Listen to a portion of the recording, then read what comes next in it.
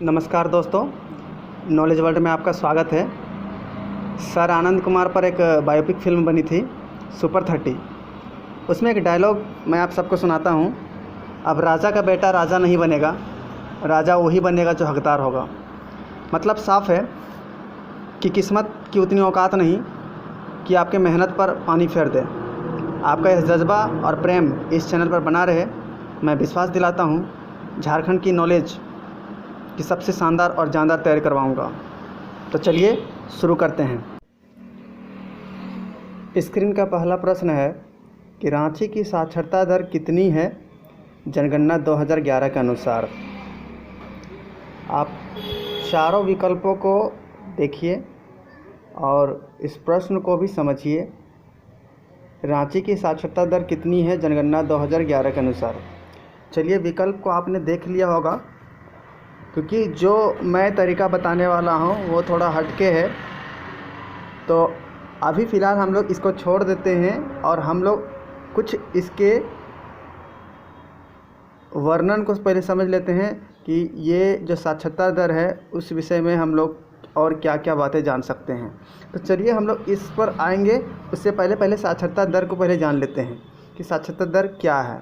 तो चलिए स्क्रीन को आगे बढ़ाते हैं और आप देख सकते हैं जैसा कि यहाँ पे लिखा हुआ है साक्षरता दर क्या है, हमें यही पता करना है। तो साक्षरता दर क्या है आप स्क्रीन में देख सकते हैं कि 7 वर्ष एवं उससे अधिक आयु के व्यक्ति को जो किसी भाषा को समझ सकता है तथा उसे पढ़ व लिख सकता है साक्षर कहलाता है। तो याद रखना है कि साक्षरता दर कैसे सरकार जो सर्वे करवाती है प्रत्येक 10 वर्षों में, तो साक्षरता दर का आकलन वो कैसे करती है। तो इसके लिए यहाँ से याद रखना है कि 7 वर्ष और उससे अधिक आयु के व्यक्ति में क्या गुण होने चाहिए। तो किसी भाषा का वो समझ सके और पढ़ लिख सके, तब जाके वो साक्षरता के कैटेगरी यानी साक्षर के गिनती में वो आता है। तो इतना याद रखना है। जिस प्रकार से हम लोग वोटिंग में मतदान के समय हम लोग एक मतदाता के रूप में, जब हमारी आयु 18 वर्ष की हो जाती है तब हमें मतदाता के रूप में या एक वयस्क के रूप में हमें कानून में पारित किया जाता है, कानून में हमें स्वीकार किया जाता है। उसी प्रकार से साक्षरता को यानी साक्षर को स्वीकार किया जाता है 7 वर्ष से अधिक आयु होने पर, और वो भाषा को समझ सके और उस भाषा को वो पढ़ भी सके और लिख सके। आगे चलते हैं। और भी कुछ बातें हैं जो मैंने इस वीडियो में आपके लिए रखा है। झारखंड से सवाल अगर और भी पूछा जाए साक्षरता पर तो क्या क्या बनाई जा सकती हैं। एक तो हमारा सवाल है ही जो हमारे स्क्रीन में पहले प्रश्न की ओर हम लोग चले ही जाएंगे, लेकिन इसको समझना है ताकि हमें अभी और भी टर्म को देखना है, अभी और भी सवाल आने वाले हैं, तब तक आपके पास वो ज्ञान हो जाए जिससे आप उसका जवाब दे सकें हमें। तो पुरुष साक्षरता दर की बात की गई है, तो झारखंड की बात है, ये याद रखिएगा। झारखंड के बारे में बात किया गया है, तो झारखंड से ही संबंधित सारे विवरण को मैंने यहाँ पर रखा है। पुरुष साक्षरता दर याद रखिएगा 76.84% है। महिला साक्षरता दर कितना है, तो महिला साक्षरता दर 55.42% है। यानी पुरुषों के अपेक्षा महिलाओं की साक्षरता दर में गिरावट है। इसे याद रखना है। कब का है ये आंकड़ा? 2011, याद रखिएगा 2011। आगे चलते हैं और आगे के लाइन में हम देख सकते हैं कुल साक्षरता दर की बात की गई है। तो ये भी झारखंड से ही जुड़ा हुआ आंकड़ा है कि झारखंड का कुल साक्षरता दर यानी महिलाओं और पुरुषों दोनों को मिलाकर जो बना वो है 66.41%। याद रखिएगा ये प्राप्त आंकड़े जितने भी हैं ये 2011 जनगणना सर्वेक्षण से प्राप्त आंकड़ों का ब्यौरा है यहाँ पर, और यह भारत की साक्षरता दर से कम है, ये भी याद रखना है। और ये जो दिख रहा है ये भारत का साक्षरता दर है। कुल साक्षरता दर भारत की जो है वो 73% है और झारखंड की कितनी है तो 66.41%। कभी ये भी सवाल पूछा जा सकता है कि भारत की अपेक्षा झारखंड की कुल साक्षरता दर कितने प्रतिशत कम है? तो एटलीस्ट 7% हमें याद रखना है। लगभग 7% भारत की तुलना में झारखंड की जनसंख्या साक्षरता दर जो है वो कम है। एक पॉइंट पर और ध्यान दे लेते हैं, और ये है साक्षरता दर की दृष्टि से 32वां स्थान है झारखंड का भारत में, ये भी याद रखना है। तो भारत साक्षरता दर के दृष्टि से अगर देखा जाए तो 32वां स्थान है, जो बहुत ही दयनीय अवस्था ही कह सकते हैं कि भारत में झारखंड का जो शिक्षा प्रतिशत है वो बहुत ही निम्न है, कम है। अब चलते हैं हम लोग अपने पिछले प्रश्न में, और हमारा प्रश्न जो था कि रांची के बारे में यहाँ पूछा गया है। तो हमने अभी तक जो भी जानकारियाँ ली हैं उसके मुताबिक हमारे पास जो भी विकल्प हैं उस विकल्प पर हम लोग चर्चा करेंगे, और हम लोग जानेंगे कि अब रांची की साक्षरता दर क्या है। मैंने रांची के बारे में क्यों लिखा है, तो इसके पीछे भी रीज़न है कि दोस्तों आप जितने भी तैयारी में जुटे हुए हैं आगामी परीक्षाओं के लिए, रांची एक ऐसा स्थान है जहां से आपको एक सवाल ज़रूर मिलेगा, चाहे वो सामाजिक क्षेत्र से हो, भौगोलिक क्षेत्र से हो, राजनीतिक क्षेत्र से हो। वहां से एक आप तय कर लीजिए कि आपको पूछना ही है, जेएसएससी हो, जेपीएससी हो, ये पूछेगा ही। इसलिए रांची के बारे में आप जानने का प्रयास कीजिए, और मैं अपने वीडियो में इसे लेकर आता हूँ। तो इसका सही जवाब हो जाएगा 76.06%।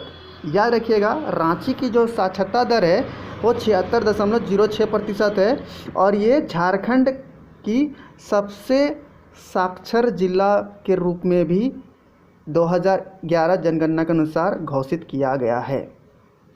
तो यहाँ से भी एक प्रश्न बन सकता है। अब चलते हैं हम लोग अगले प्रश्न की ओर। अगला प्रश्न स्क्रीन पे ये रहा, दामोदर घाटी नदी परियोजना जो 1948 ईस्वी में आरंभ हो गई, इस परियोजना का मुख्यालय कहाँ पर स्थित है? देखिए दोस्तों, मैंने प्रश्न को ऐसा तैयार किया है कि आपको प्रश्न में भी बहुत सारे जवाब को देखने को मिल सकते हैं, या इससे कई सवाल और भी बन सकते हैं जिसमें इसी प्रश्न के मुताबिक जवाब भी दिए जा सकते हैं। जैसे दामोदर घाटी नदी परियोजना का आरंभ कब हुआ, तो हमारे पास विकल्प की ज़रूरत नहीं है, हमें भी एक प्रश्न यहाँ से भी बन गया, 1948 याद रखना है। ठीक है, अब चलते हैं हम लोग अगले प्रश्न की ओर, यानी इस प्रश्न में जो पूछा गया है उसकी ओर। तो प्रश्न है, मुख्यालय कहाँ पर स्थित है दामोदर घाटी नदी परियोजना? दामोदर घाटी परियोजना जो है वो एक बहुउद्देशीय परियोजना है, ये भी याद आपको रखना है। दामोदर घाटी परियोजना जो है वो बहुउद्देशीय परियोजना है, ये भी कभी कभी ये पूछा जाता है। कौन सी परियोजना है? तो बहुउद्देशीय परियोजना है। चलिए, इसका सही जवाब जो होगा वो होगा option number C, Calcutta. Calcutta में दामोदर घाटी नदी परियोजना का मुख्यालय स्थित है। चलिए, इससे भी जुड़े कुछ बातों को हम लोग जान लेते हैं। सबसे पहले तो जानते हैं कि भारत के प्रथम प्रधानमंत्री पंडित जवाहरलाल नेहरू थे, और उन्होंने कहा था कि नदी घाटी परियोजना को आधुनिक भारत का मंदिर की संज्ञा दिया जा सकता है। उनका ये कथन था, ये आपको याद रखना है कि आधुनिक भारत का मंदिर, ये टॉपिक्स आपको याद रखना है। आधुनिक भारत का मंदिर की संज्ञा किसने दी थी? तो सवाल का जवाब हमारे पास होगा पंडित जवाहरलाल नेहरू, ये याद रखिएगा। चलिए, और भी कुछ जानकारी को देखते हैं। तो दामोदर घाटी परियोजना थी क्या, इसके बारे में कुछ चर्चा कर ली जाए। स्क्रीन पर आप देखते भी जाइएगा, आपके लिए आसानी होगी। तो इस परियोजना के अंतर्गत 8 बड़े बांध, 1 अवरोधक बांध, 6 जल विद्युत गृह और 3 ताप विद्युत गृह का निर्माण किया गया। ये भारत की, याद रखिएगा, भारत की सबसे पहली बहुउद्देशीय परियोजना थी दामोदर घाटी परियोजना, याद रखिएगा। तो इसमें क्या क्या समाहित है, इस विषय पर यहाँ पर हम लोग चर्चा कर रहे हैं तो याद रखिएगा 8 बड़े बांध हैं, 1 अवरोधक बांध है, 6 जल विद्युत गृह है और 3 ताप विद्युत गृह का निर्माण किया गया है इस परियोजना के तहत। तो चलिए एक एक करके हम लोग चलते हैं। 8 बड़े बांध जो हैं उनके बारे में पहले जान लेते हैं। 8 बड़े बांध वे क्या क्या हैं? तो 8 बड़े बांध को हम लोग इस प्रकार से भी याद कर सकते हैं जिस तरीक़ा से मैंने इसे रीड किया, मुझे जैसा याद है मैं उस प्रकार से आपको बताने का प्रयास कर रहा हूँ। तो 3BM सबसे पहले हम लोग ये याद कर लेते हैं। 3BM क्या है? ठीक है, तो 3BM क्या है इस पर हम लोग चर्चा कर लेते हैं। तो 3BM का मतलब मैंने लिखा है, इसका मतलब हुआ 3B। 3B से हमें याद रखना है B फॉर, एक हो गया बेरमो, याद रखिएगा। आप पॉज करके अगर चाहिएगा तो नोट पैड में आप नोट करके लिख सकते हैं। एक B हम लोग ले लिए बोकारो, इसे याद रखना है। बहुत ही आसान तरीके से मैं इसको बताने का प्रयास कर रहा हूँ, मेरे पास मैं इसे मिटा देता हूँ।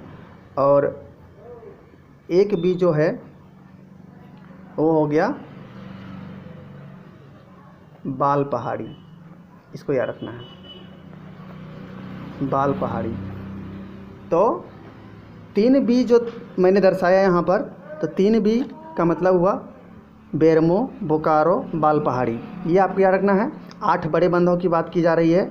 8 बड़े बांध कौन से हैं? तो 3 तो ऐसे याद हो गए। 3B से हमें याद रखना है 3B हमारा कौन सा बन सकता है? तो 3B याद रखना है दिमाग में, बोकारो, बेरमो, बाल पहाड़ी। 3 तो हो गए क्लियर, ओके। अब हम लोग आगे चलते हैं। 3B के बाद हम लोग चलते हैं, अब हम लोग चलते हैं कि,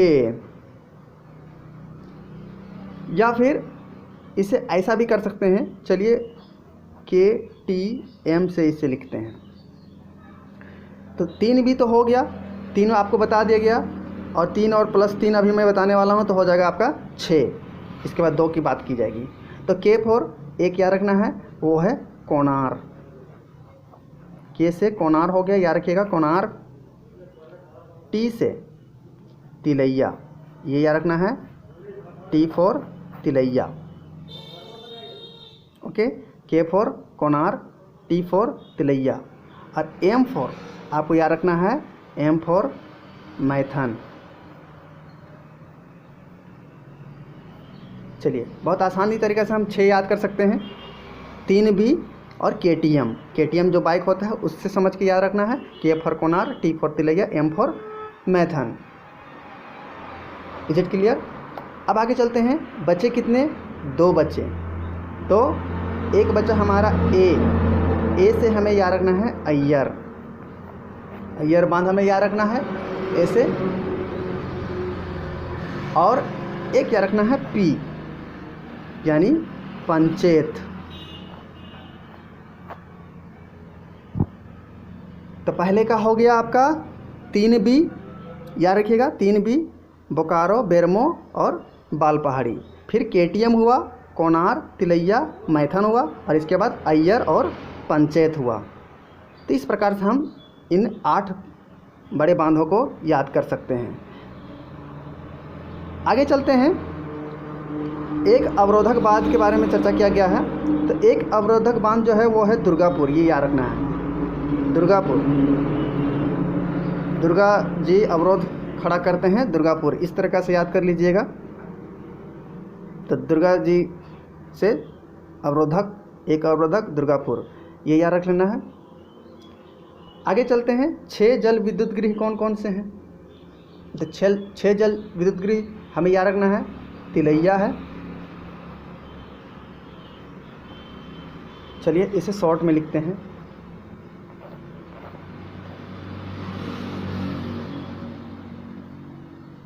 तिलैया, मैथन, बाल पहाड़ी, पंचेत, एक और B को ऐड कर लेते हैं, बेरमो और कोणार। अब मैंने इसे अलग रूप में लिख दिया है। अब आपको ये ट्रिक्स लगाना है, इसको पॉज कर लीजिए और आप ट्रिक्स लगाइए कि आपको इसे कैसे याद रखना है। तो T फॉर तिलैया हुआ, M फॉर मैथन हुआ, B फॉर बालपहाड़ी हुआ, P फॉर पंचेत हुआ, B फॉर बेरमो हो गया और K फॉर कोनार हो गया। तो आपको इसको सेट करना है। आप जब तक अपने से दिमाग का अप्लाई नहीं कीजिएगा तब तक आप सही तरीके से परीक्षा के लिए तैयार नहीं हो पाइएगा। इसीलिए आपको भी प्रयत्न करना है। दूसरे के दिखाए मार्ग पर चलना आसान होता है, लेकिन कभी कभी खुद की राह भी बनाना चाहिए। अब चलते हैं आगे। अब बच गया शेष 3 तापगृह। 3 तापगृह कौन कौन से हैं वो याद रखना है। तो 3 तापगृह में आपको याद रखना है अल्फ़ाबेटिकल BCD। 3 तापगृह BCD। तो BCD में कौन कौन से आएंगे? तो B फॉर आएंगे आपका बोकारो, याद रखिएगा B से बोकारो, और C से यहाँ पर आ जाएगा चंद्रपुरा, याद रखिएगा चंद्रपुरा, और D से आ जाएगा हमारा दुर्गापुर जो अवरोधक बांध है, ये भी याद रखना है। तो दुर्गापुर। तो BCD याद रखना है। तापीय विद्युत गृह 3 है, BCD याद रखना है, बोकारो, चंद्रपुरा और दुर्गापुर। चलिए चलते हैं अगले प्रश्न की ओर। अगला प्रश्न हमारे स्क्रीन पर ये रहा। प्रश्न को मैं आपको जो बताया मैंने पहले प्रश्न में, उसी के मुताबिक इस प्रश्न को मैंने ढालने का प्रयास किया है। और आपको प्रयास करना है कि ये आपको फिर से एक तरह से कह लीजिए कि आपको पुनरावृत्ति के लिए मैंने इस पैटर्न का इस्तेमाल किया है कि मैं किस तरीक़ा से आज की इस छोटे से वीडियो में आपको आज ही ये सारे के सारे ज्ञान की बातें आपके दिमाग में हमेशा के लिए अपलोड हो जाए, मेरी कोशिश यही रही है। तो चलिए चलते हैं। झारखंड की कुल साक्षरता दर वर्ष 2011 की जनगणना के अनुसार कितना है? तो झारखंड के बारे में बताया गया है कुल जनसंख्या साक्षरता दर कितनी है। तो आपको मैंने बताया था, कुल बताया है, पुरुषों का बताया है, महिलाओं का बताया है और रांची शहर का भी बताया था। तो आपको यहाँ से अब तक देखना है कि किसके बारे में मैंने किस किस रूप में बताया था। तो चलिए हम आपको एनालाइज करवाते हैं, बताते हैं कि क्या है। तो सबसे पहले तो सवाल हमारा झारखंड से संबंधित है, ठीक है। तो झारखंड के लिए हमारा जो सही राइट आंसर होगा वो होगा 66.41%। ये रखना है कि ये हमारा झारखंड का है। जो हमारा सवाल है इससे ये बिलोंग किया हुआ ये जवाब मिल गया हमें, ठीक है। लेकिन मैंने प्रयास किया कि आपको वापस मैं एक बार फ्लैशबैक में ले जाऊं और यहीं के माध्यम से आपको मैं बता दूं कि आप एक बार जो सुने हैं उसको वापस सुन लीजिए और इसको बार बार पॉज करके या इसको देख लीजिए कि किस प्रकार से याद करना है।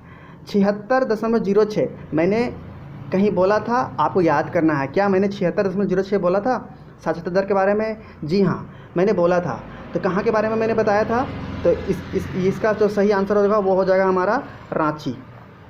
मैंने रांची शहर की साक्षरता दर के बारे में बताया था कि रांची का जो साक्षरता दर है वो है 76.06। याद रखिएगा 76.06 रांची का है। चलिए अब आगे चलते हैं। इसी प्रकार से बात कर लेते हैं इसके बारे में। 55.42% क्या है? तो 55.42% भी है। याद रखिएगा सबसे कम साक्षरता दर किनकी थी? तो याद रखिएगा महिलाओं की। तो ये हमारा याद रखने योग्य बात यहाँ पर भी दिया हुआ है। तो ये हम लोग को याद रखना है। परीक्षा में इसी प्रकार से पूछा जाता है कि इस तरीक़ा से वो विकल्पों को तय करते हैं कि ऐसा लगे अगर आप रट के जाते हैं तो आपको लगेगा कि नहीं ये भी विकल्प मैंने पढ़ा है, ये भी पढ़ा है। तो आपको ध्यान देना है उस पर। यही तो चुनौती है, इसी को पार करना है। और शेष जो बच गया हमारा 76.84 ये है पुरुषों का। तो याद रखिएगा पुरुषों का महिलाओं से साक्षरता दर अधिक है। चलते हैं अगले प्रश्न की ओर। फिर परियोजना से संबंधित एक प्रश्न हमारे बीच है। दामोदर घाटी परियोजना जो भारत की प्रथम बहुउद्देशीय परियोजना है जिसकी शुरुआत 1948 में हुई, निम्न में से असत्य कथन को चिन्हित करना है। यानी कि मैंने तकरीबन इन सारे बातों को मैंने पिछले प्रश्न में ही कह दिया, लेकिन आपको ये रिपीट किया गया है ताकि आपको एक बार फिर से उसका अवलोकन हो जाए, वो आपको ज्ञात हो जाए। तो सबसे पहला बात तो हमें प्रश्न से ही पता चल रहा है वापस कि ये बहुउद्देशीय परियोजना थी जो भारत की प्रथम थी, जिसकी शुरुआत हुई थी, ये भी याद रखना है, 1948। बस लॉजिक है, आज़ादी से अगले कैलेंडर में जैसे हमारा पदार्पण हुआ वो ईस्वी को याद रखना है, 1948 को, बस इसको याद रखना है कि दामोदर घाटी बहुउद्देशीय परियोजना जो है वो किस वर्ष इसका प्रारंभ हुआ, 1948। ओके, अब हमारा प्रश्न जो है वो क्या कह रहा है कि इन चारों में से असत्य कथन कौन है उसको ढूंढना है। तो मैंने इसीलिए आपको विस्तृत जानकारी दी थी। अब आपको फिर से दिमाग लगाना है कि क्या सही है। तो क्या सही है, चलिए पता करते हैं। 8 बड़े बांध हैं, हाँ 8 बड़े बांध हैं, हमने पढ़ा था, ये सही जवाब है। लेकिन ये हमारा जवाब सही नहीं हुआ, हमें असत्य ढूंढना है। याद रखिएगा, इस पर ध्यान देना है। असत्य, क्या ये असत्य है? नहीं, ये असत्य नहीं है, इसलिए हमारा जवाब ये नहीं होगा। चलते हैं आगे।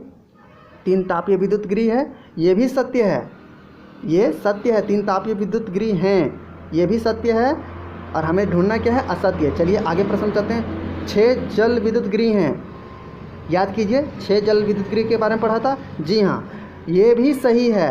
द अवरोधक बांध है, जाहिर सी बात है ऑप्शन डी हमारा सही हो जाएगा, क्योंकि तीनों विकल्प जब सत्य हैं और हमें असत्य की तलाश है तो ये चौथा विकल्प ही होगा, और बिल्कुल सही है, क्योंकि हमने एक अवरोध बांध के बारे में पढ़ा था। किसके बारे में? दुर्गापुर। तो दुर्गापुर एक ही अवरोधक बांध है और असत्य को ढूंढना था, तो ये हमारा सवाल का जवाब बिल्कुल सही हो जाएगा। चलते हैं अगले प्रश्न की ओर। प्रश्न है, साक्षरता की दृष्टि से झारखंड वर्ष 2011 के जनगणना के अनुसार था। बहुत ही आसान सवाल मैंने कर दिया, क्योंकि इसके बारे में हमने काफ़ी जानकारी पहले ही ले ली है। तो भारत में झारखंड का स्थान क्या था? बस आपको याद रखना है 32वां।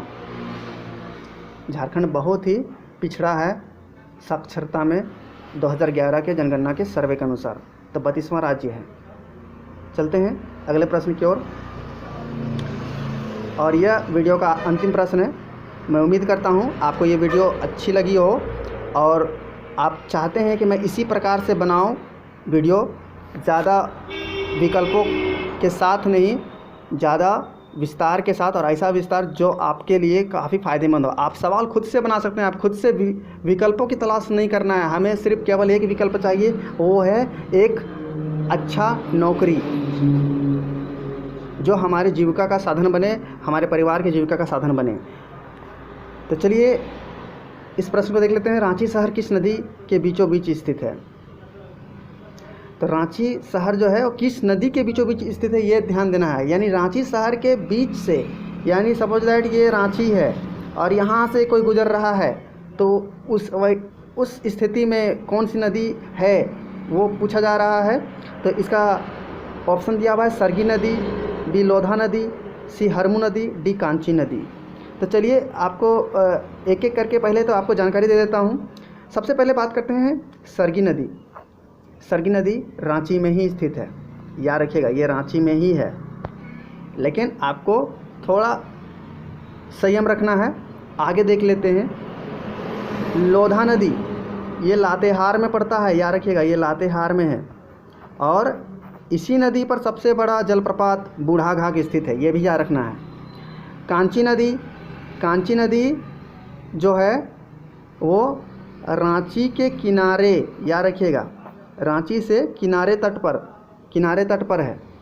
प्रश्न हमारा रांची शहर किस नदी के बीचों बीच स्थित है, इसीलिए ध्यान दीजिएगा। अब रांची से फैक्टर 2 आ चुका है, बट एक फैक्टर हमारे पास बचा हुआ है हरमू, जो कि सही जवाब होगा हरमू। याद रखिएगा इसका सही जवाब होगा हरमू। हरमू जो है वो रांची शहर के बीचों बीच स्थित है या वहाँ से गुजरती है। तो आज की वीडियो में इतना ही, अगले वीडियो में फिर मिलेंगे। धन्यवाद।